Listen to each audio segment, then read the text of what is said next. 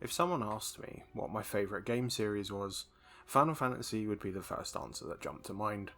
I've been playing them since I was a child, and although I do not like every single game in the series, most of them do hold a special place in my heart. Despite my love for these games, and my love of earning trophies, I hadn't taken on the challenge of earning all of the platinums in this series.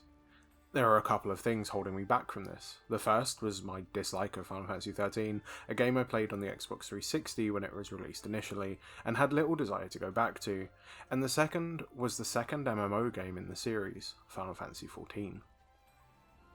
In 2023, Square Enix released the Pixel Remaster Collection on PlayStation, a collection of Final Fantasy 1 through 6, and it meant that, except FF11, all of the mainline Final Fantasy entries now had a Platinum trophy.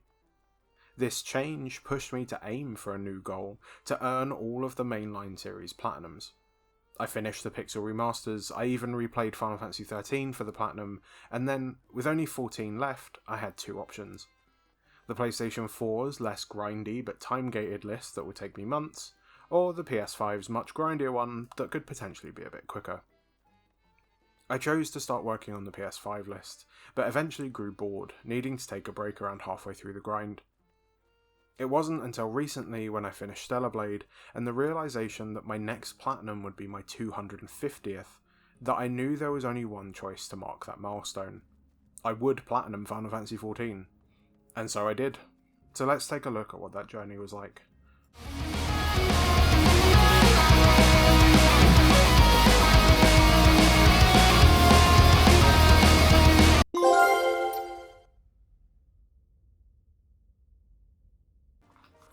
In 2014, there was a beta for Final Fantasy XIV that released on the PlayStation 4 that I stumbled across by chance. I had never played Final Fantasy XI, the previous MMO in the series, and was intrigued by what an MMO Final Fantasy game would be like. I didn't play the beta for long. There was something about the game that didn't appeal to me at all, so I just stopped playing, before even leaving the first city.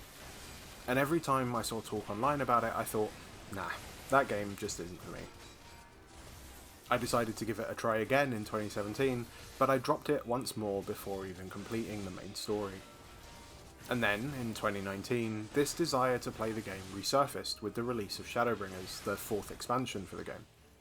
This expansion received an incredible amount of acclaim and praise, especially for its story, and for me, the stories of Final Fantasy games are the things that draw me in, and I had always written off the story in 14 because it was an MMO, like how good could it actually be? So I went back to try one more time, but this time something clicked and my love affair with Final Fantasy XIV began. While Final Fantasy XIV has never been my constant one game, instead something that I drift in and out of with various degrees of obsession. I would play for a few months, playing almost nothing else, and then drift away, and then come back again in a few months, my interest renewed. Because of this habit, and how big the game is now as it comes up to its fifth expansion, it's actually quite hard to really talk about why I love this game so much. I could talk about how great the story of the conflict between Hydaelyn and Zodiac has been, developing from a story I thought was pretty cliche to something great. I could talk about how much I like the cast of main characters that make up the Scions of the Seventh Dawn, and how I've enjoyed seeing their characters' arcs progress. Maybe I could talk about how much I've grown to love the setting and the globe-tropping adventures that you go on in the world of Hydaelyn, but all of this comes with a pretty huge caveat. As I said, there are 4 current expansions to this game: Heavensward, Stormblood, Shadowbringers and Endwalker, and its 5th expansion called Dawntrail is imminent. These expansions are all really good, with each of them improving the game and adding to it in different ways. But getting to these good parts depend on you playing for hundreds of hours just to get through the main story, and hundreds more if you want to see all of the side content there is as well.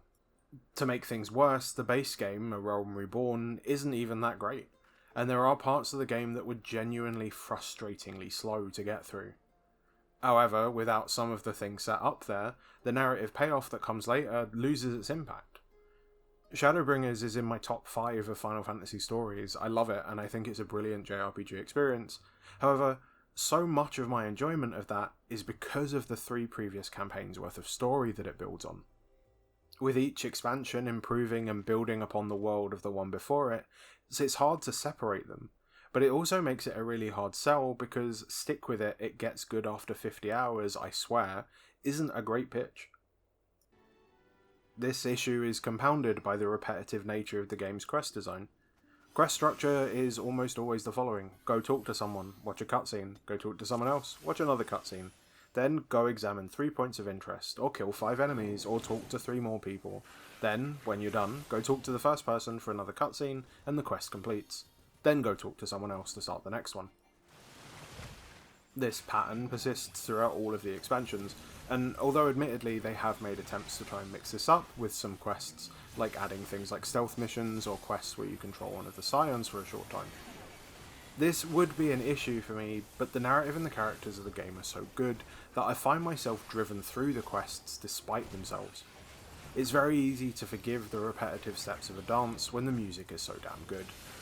And as a side note, the soundtrack of 14 is absolutely killer and easily one of my favourites in the series.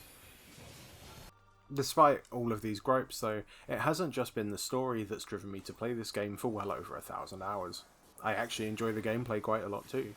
Running through dungeons or raids as one of the 19 main classes you can choose to swap between, taking on one of the 3 main player roles, although being a tank is by far my favourite.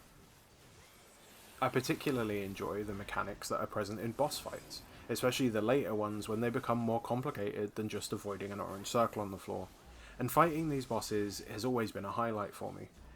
Although combat in the game is very typical of an MMO, just remembering your rotations, a series of ability combos that will change depending on your job and role in the fight. When you add on top of this the evasive and defensive maneuvers that you'll need to take, it becomes a more chaotic and complicated dance in a way that feels like you're having to juggle back and forth between offense and defense.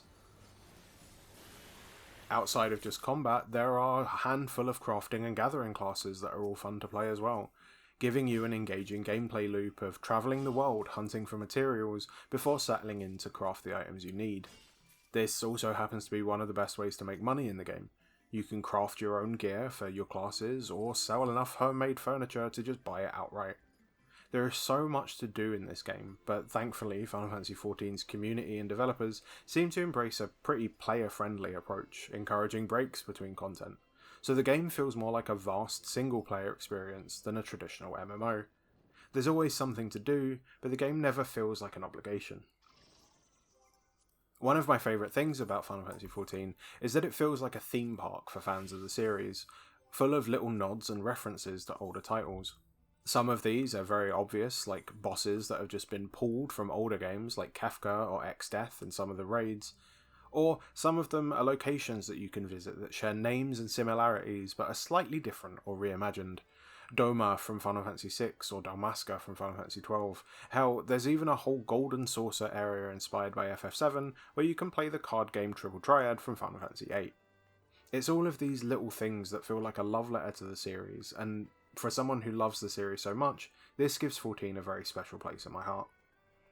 It helps that the varied locales that you visit as you trek across the world of Hydaelyn all look really good too. A Realm Reborn is admittedly 11 years old now, and the graphics are not incredible, but the game does a great job with its art direction and creativity, with each of the zones that you explore feeling unique and having interesting things to look at as you travel. So even running on old hardware, the game still has the capability to make you stop and look at a nice vista for a while. All of this isn't to say that the game is perfect though. There are some other issues I have other than its quest design. The game does have an issue with homogenization. The further you go on through the game, the more similar dungeons begin to feel, with each having the same similar steps in the same way that quests do. In the early game, this was actually less of an issue. Dungeons feel more expansive and unique, and have different mechanics in the dungeons themselves, rather than just with the bosses. By the time you reach Endwalker though, the dungeons feel a lot more streamlined, and you can see what's coming as you start them. You run forward, fight 3 packs of monsters, then a mini-boss. Fight 3 more, and then another mini-boss, then 3 more, and the last boss. The bosses are all fun, and give you the drive forward that the game needs, but the bits in between the bosses are just there to stand in your way, and never give you too much difficulty or need to think. A great example of this is the first raid of the game, which is called the Coil of Bahamut. I had never tried this raid before until I needed to for one of the last trophies I was missing. I decided to run it unsynced, which at max level meant I could solo the whole thing to make it quick, but I found myself enjoying how different it felt from the other raids I had done from Stormblood and Endwalker. There are parts of the raid that are just exploration puzzles or waves of regular enemies. Despite it being the oldest of the raids in the game, it felt refreshing to go through this when compared with the newer ones. In the new raids, all you do is just fight bosses. They are cool bosses with interesting mechanics and they all look great, and they have interesting stories that tie the fights together, but it feels less like a journey through a location that you are raiding and more like you are just entering a strange universal tournament. And all of this is a real shame, because in some ways the game has so much variety in what it offers to you, but in other ways it all feels so similar. The only other real issue that I have with Final Fantasy XIV is its trophy list. They were bad enough for me to initially ignore and write them off completely when I first played the game in 2017. The version I ended up getting was the PS5 version, which includes such incredible trophies as gather 8,000 collectibles, complete 3,000 fates, and complete 2,000 dungeons or trials. To give you some idea of how much grinding this actually is, even with having finished Endwalker and all of its post-game side quests, and having 2 classes at max level, I had done less than 500 dungeons. The collectibles are an insane grind. There's no reason for anyone to actually gather that many things, or craft 5,000 of them. It's an unreasonable ask. The PS4 version only asks you to do 1,000 of these things, which seems much more reasonable, but that has its own trophy that time gates you to how many of a specific quest you can do per day.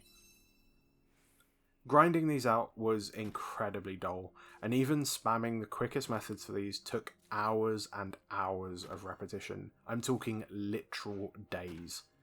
I managed to watch 4 whole seasons of X-Men on Disney Plus while doing the bulk of the fates, dungeons and collectibles because it was such a mindless repetitive task. Beyond these grindy trophies though, the trophy list actually also requires you to spend a lot of time playing the game. You do need to get up to the end of the Shadowbringers main scenario and complete all of the regular and alliance raids that are available until the end of Shadowbringers.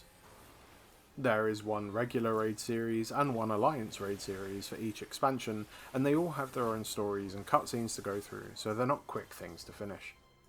Personally though, I found these all really fun to do, and the stories and bosses they have behind them were really good.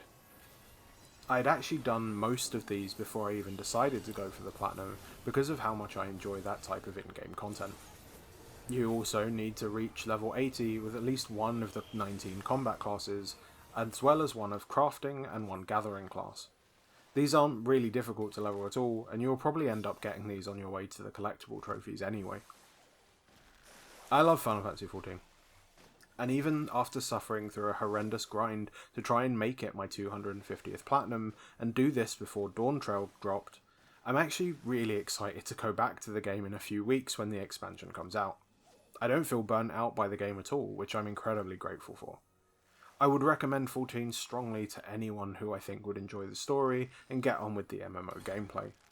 But if you're looking for a game recommendation to get a Platinum in though, I would never suggest this and recommend you look elsewhere, as this is a painful, boring list.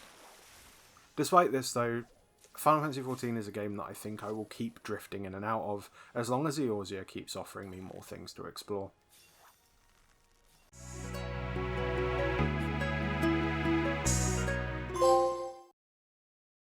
Thanks for watching this video. I hope you enjoyed it and it gave you a feel of what it would be like if you decide to try and earn the Platinum for Final Fantasy XIV, you mad person. If you did like it, please consider subscribing and leaving a comment down below, and until next time, happy hunting.